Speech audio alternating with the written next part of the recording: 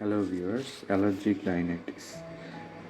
Allergic rhinitis is the inflammation of the nose, usually caused by allergens such as pollen, dust, mold, or flames of the skin of certain animals.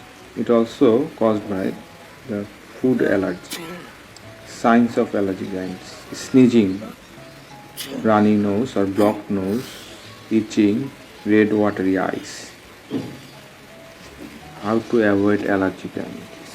You can avoid things that can worsen your symptoms such as aerosol spray, air pollution, cold water, humidity, irritating flame, tobacco, wind, wood, or allergic food. Treatment of allergic rhinitis. Prevention is the best treatment for allergic rhinitis. To reduce the symptom, you can use the liquid rinse such as Montelukast. Nasal steroids that is also effective in the treatment of allergic rhinitis. And the antihistamine or mast cell stabilizer, which will give you comfort. Thank you for watching.